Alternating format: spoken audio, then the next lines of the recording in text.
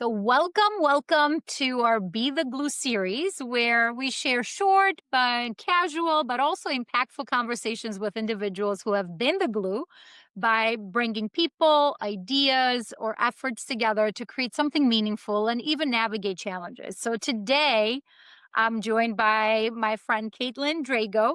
She's a certified leadership coach, a trainer, a facilitator, and the author of Approaching Improv, Communication and Connection in Business and Beyond. Welcome, Caitlin. Oh, thank you so much for having me, Alina. Always a pleasure. Always. I love talking to you. I always learn so much from you. And Caitlin, what I love about everything you do is especially the improv piece, because I'm so out of my comfort zone with improv. But you use improv as a platform for interactive training, and you bring teams together. You listen, you help them listen to one another and communicate and connect with each other better. So as you think about your role, like what does the glue mean to you? As I was thinking about this question, I thought about how a lot of glue dries clear. So it ends up really being invisible. So what is left is a connection that has been formed, but the thing that's connecting it isn't there anymore, seemingly. And so when I think about myself as the glue, my job is really to come in and help people to listen to one another, to collaborate, to communicate and connect in a different way. And so when I come in, I'm not leaving a lasting mark, but they're both having an experience where they're connecting fuller and they're gaining tools to connect to each other in a stronger way. And hopefully that connection has been strengthened by their time with me, but I'm not necessarily there at the end of the day? Well, That's the I've been in short some of answer. Yeah, and I've been in some of your sessions, and they are so energetic, and there is so much like interaction and people laughing and talking to each other and connecting at a completely different level, not just like your like a networking type event Hmm. or a training or a facilitate. It is a facilitation, but I think it's very experiential and very curated, Hmm. where each individual person brings like their individual personality and persona, maybe even. And I think you've said something in one of the sessions that I attended, and it has stuck with me. And you've said, we do improv every day, like in our daily lives. And a lot of Hmm. times I think about that, like it's everything we do. It's in the works and it's improv. Absolutely. Yeah. And that's a challenge when it comes to using improv as that interactive platform for learning and development. And so when I come in and say like, hey, we're going to be doing improv, people usually go a little like on their heels. Yes, exactly. And that's not the learning mode, the connecting mode that we want them to be in. And so my first order of business is always to start with establishing that psychological safety and making it so that it can be a space where they can try something new. And what that starts with is letting them know exactly what improv is and what it isn't, what's expected of them. The goal is not to become a comedian. The goal is to learn how to connect in a different way. And one of the big things I learned from a conference that I did, I was doing an icebreaker there. And as I just was a participant the first day, people were like, "Oh, you're doing the improv icebreaker? Oh, please don't call on me." And so what I learned from that was, oh, that's one of those other things that I need to tell folks right at the jump is I'm not calling on anyone to come up and perform. I might ask for a couple of people to volunteer to just like help me show how something's going to go. But otherwise, everyone does things simultaneously in small groups so that one, everyone has an opportunity to try it. And also so that nobody has to feel like they're performing. Because what I'm focusing on is those interpersonal connections, not how are we at when it comes to public speaking. There's other people who can do that much better than I can. And that's not the skill that we're trying to tune there. It really is much more about how are we shifting the way that we're communicating and connecting? And what I love about this type of work is that it allows for different people from different teams to come together. Whenever a client asks, like, oh, well, should I separate the groups out? The answer is always, oh, no, no, no, don't do that. Because oftentimes, whether it's spoken or unspoken, sometimes people in different teams, there might be some kind of like friction there, whether it's like a rivalry or just people feeling like they need to protect their time, their team, their resources. So when we put people in a room to allow them to learn together, one, they're doing improv, and so there is, just because of how it is, they're going to laugh together. And just the act of laughing with one another, we know, helps to build trust and lower stress and allows people to start seeing one another as humans. And then you add that learning aspect on, where they are being able to get vulnerable and reflect on their experience and share with one another their own insights. So we're seeing each other a little bit more as humans versus that random email that's just an annoyance. So the next time that person emails me, there is somebody on the other end who I have had the opportunity to laugh with, to learn with, and have a stronger connection to as a result. Yeah. Yeah. You said so many different things. Yeah. Sorry. No, no, it's good. It's good. So, are there or any examples or any Mhm. sessions that you've done with teams or maybe with different departments that maybe they were struggling to collaborate before, they had low trust, and maybe take us through that journey of like, how did they work together through these sessions that we started building that connection? Because it doesn't build overnight Mhm. for one session. Sometimes it might take a few to be able to open up the door, build a rapport, and then maybe what are some behaviors that they take with them to continue doing in the workplace and continue enhancing and collaborating. And how did you see that shift? How the partnership between those teams shift? How Mhm. did people maybe perform at a project, if it was a project related work, because sometimes that could help too if they are working Mhm. project. Tell us like an example, like one of those, because I know you have a few good ones. You Mhm. took teams through a full transformation of how they were before and how they're operating now. Yeah, so I'm thinking of a specific organization where I did like a multi-module program with them. We had a bunch of different cohorts going through, and within each cohort, we did mix people up from different teams. And so they started by just learning that yes and concept.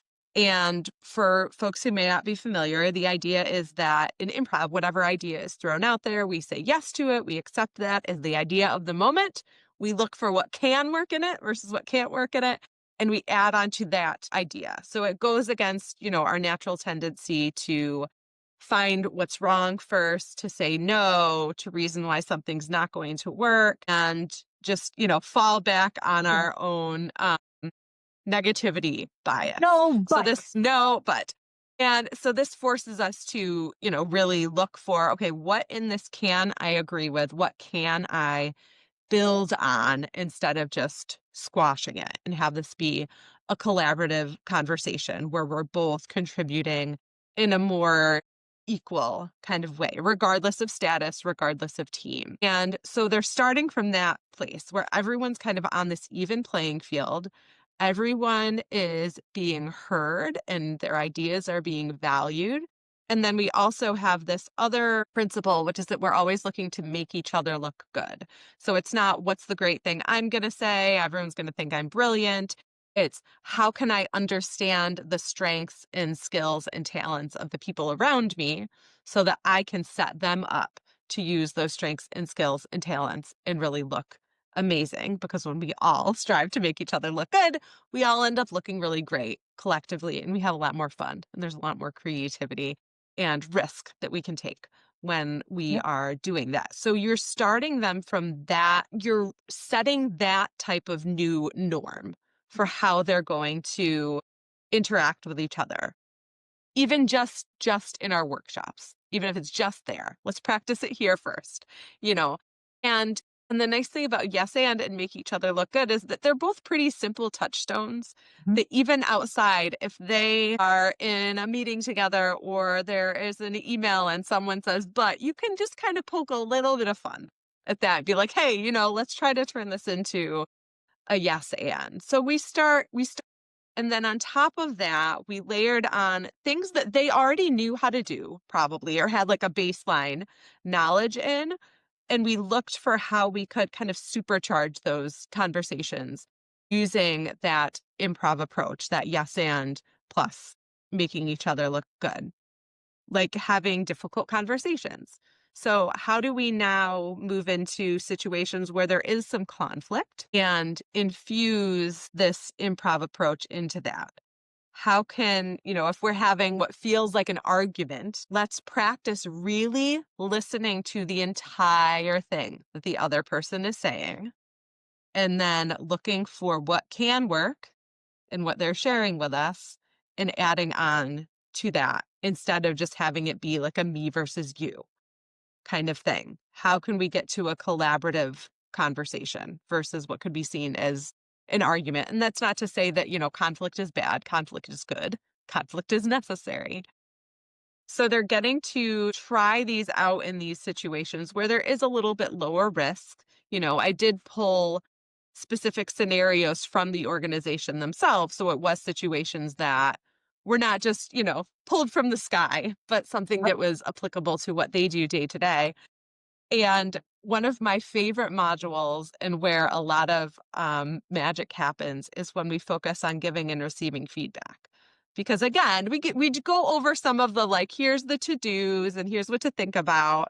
Now let's do it. Also coming from that, yes, and make each other look good.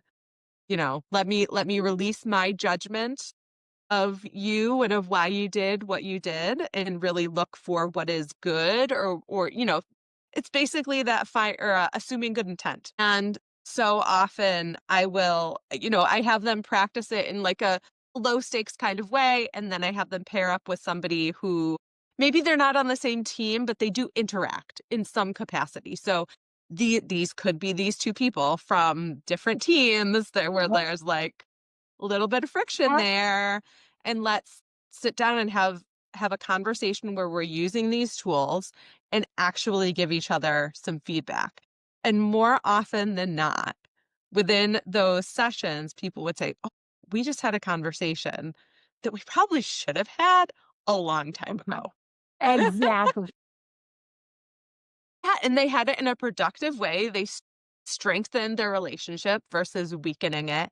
And that's just always such a joy to see that now they can go forward. They have these touchstones that they can remind everyone of that's a little bit disarming. So we can correct each other, or not correct each other, we can call each other in a way where there is some humor, but we also have this shared language and we get to build those relationships along the way, in addition to building our communication toolkit. Yeah. Yeah. And then what you're doing is setting up that stage from the beginning with a yes and then making each other look good and Mhm. kind of creating that environment. Those are glue pieces. I feel like those Yeah. are pieces that will help stick in the long run, right? Help them. Mhm. Simple strategies, simple tools that they can bring in their day to day when you're not around. They can continue, to reinforce and continue to practice. And next time they have a conflict or next time they have a difficult conversation, they can try and bring these strategies in. And I always think of like you have a tool belt. You have all these tools in your tool belt. Pick and choose Mhm. depending on the situation that is coming up, and but you are being there in their mind to some extent Mhm. because you're creating that unique terminology, and but they're all speaking now the same language. They're all Yeah. speaking the same yes and or that's it's so powerful when people are able to bring in from these types of experiences. And a lot of people are like, oh, it's just the training, we Uh-huh. connected during the training and that was it, and we forgot everything about the training after. These are not, they're like behavior shifts. They are, if you're bringing in these tools and continue to utilize them in your day to day in the flow of work, they will shift how you interact Mhm. with people, how you build trust, how you collaborate, for sure. W- Exactly. What is your biggest learning, I guess, from having seen so many teams Mhm. interact and connect with each other and communicate? Are there patterns? Are there things that aha moments for you as you're doing this work? I think the thing that just is bubbling up like, "Oh, there's gotta be something more interesting." But it's this, it's that people just wanna be heard.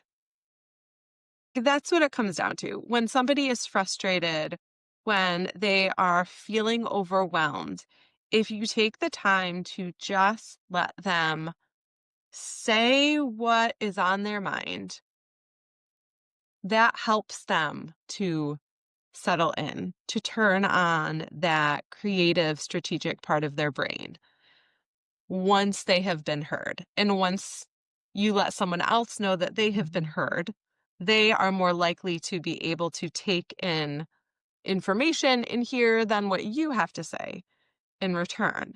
And it doesn't mean, there's always the question of, okay, well, I can't say yes to everything.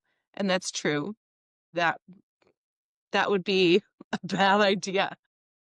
The idea is to have that yes be yes, I'm here with you. Yes, I hear you.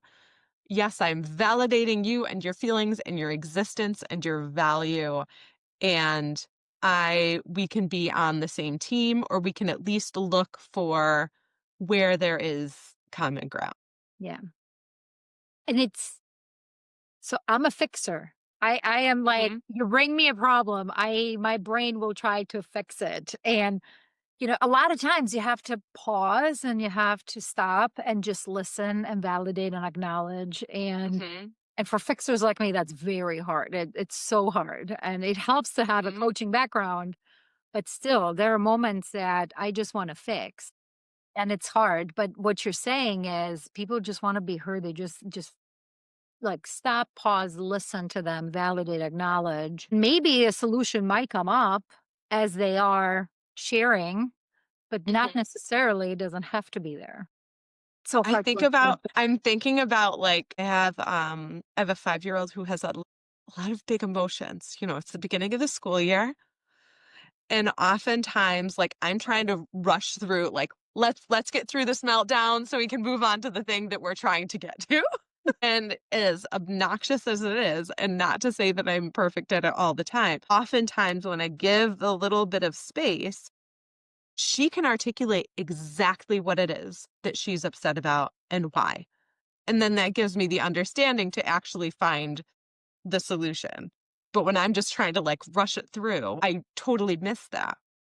Like, I'm thinking about when she didn't want to take swimming class. And I'm like, "Well, you have to take swimming class. It's for safety. We gotta learn how to swim and be good at that." She's like, "Well, it's too noisy and echoey in there. I don't like being I don't like being soggy. I don't the pool water is too cold." I'm like, "Okay, valid. Those are valid reasons." And I can see that if like sen like sen if there's a sensory thing happening, like, no, you're not gonna be able to learn. So let's figure out a different environment for us to do that. That's not the pre-plan. Yeah, and it's no different in leadership or Mhm. supporting teams or bringing teams together. Mhm. Um, like how can you create that environment that they can, and that's exactly what you've been doing, that they can figure out their solutions together. And how What? can you build that trust so that they feel like they can share that information? Because if you're the no but person, eventually they're gonna stop trying. They're gonna stop For coming to sure. you with their great ideas and their problems. And that's where the Oh, problem really happens when the problems oh, aren't being shared. But can if you're all the person who picture. they know, yeah, if they know that they can come to you and you know, you don't have to say yes to them, but they know that at least you'll listen to them and look for a collaborative way to move forward, they'll be more likely to continue coming with their great ideas and when there's a problem. Yeah. Yeah. We all can picture that no but person. Like, Mhm. no, but. And it always hides behind like the devil's advocate. But it just Yeah. comes back to communication. Like, how do you express it? How do you still negotiate a point, but in a positive way, in a constructive way? The yes allows for, yes, I got it. I understand what you're saying. And Hmm. I'm going to add to it versus just conflict and contradict and put down what you just said. Yeah. And that no but person is always going to exist. If people are like, well, how do I change them? Well, you can't. You can only change your own Mhm. behavior and model that yourself. And what's fun is once we get to a certain point in training, we'll start with both parties following those same rules, and then we get to a point where it's like, well, not everyone is here that you're going to communicate with. So let's role play where only one person is following these rules. And the other person can just you get to be the no but person and see what happens.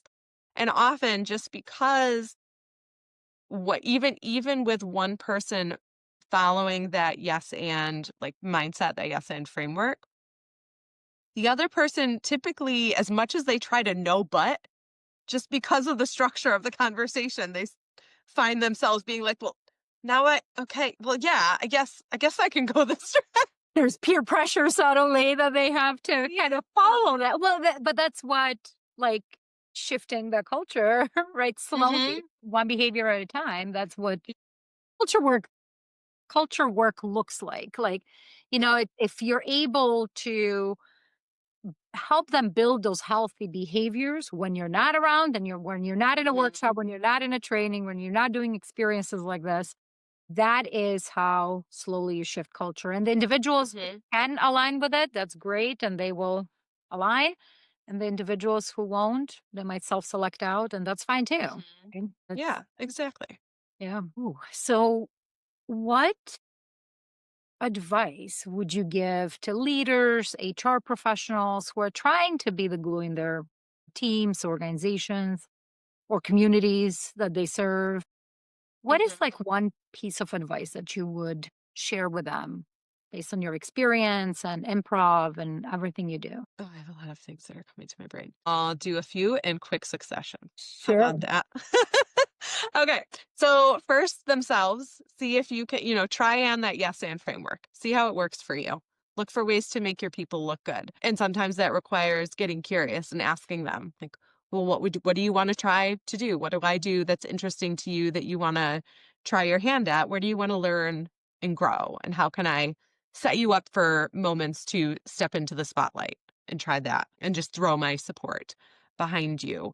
When it comes to trainings, mix people up as much as you can and as much makes sense for you logistically.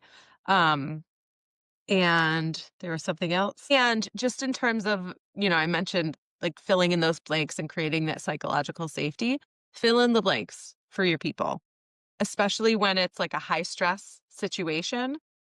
They're going to assume we are so creative. We're so good at making up the nightmares. So where you can fill in the blank. I think specifically of like if you're sending a meeting request to somebody and it just like pops up and they're like, oh, they're going to assume that, oh no, this I'm going to get a talking to. Tell them exactly what you want to talk to them about so that they know and they can go in with their brains open and ready to actually hear what you have to say. Yeah. Get curious, fill in the blanks, use the yes and. Where can people find you, Caitlin? They can connect with me on LinkedIn. They could also check out my website, inspireimprov.com. Also, exciting news, my audiobook version of Approaching Improv, Communication and Connection in Business and Beyond is going to be available on Audible on October 15th. And I'm also facilitating a morning energizer and an afternoon reflection at the Rochester ATD conference that is also coming up on October 15th. That's awesome. And we're going to have the links right below. So feel free to get your ticket for the ATD Summit for October 15th. And then we'll make sure we'll share once your Audible recording is live. We'll reshare. And was that fun recording? I saw some It posts that you were doing it. was. It really was. It really was. And I hope one of the biggest compliments that I got after writing it was from a friend who said, "It just sounded like you were talking to me." And so I hope that it the audiobook itself feels like just like a conversation as well. I love that. I can't wait to hear it. I have your book, and I don't know, did I have it signed? Maybe I should If it so isn't, you can but thank you, Caitlin. Thank you for joining today. I just love hearing stories of how people are being the glue, that invisible glue, and do an amazing job. thanks so much for having me. Well, until next time, you guys stay inspired and stay grounded and continue to be the glue.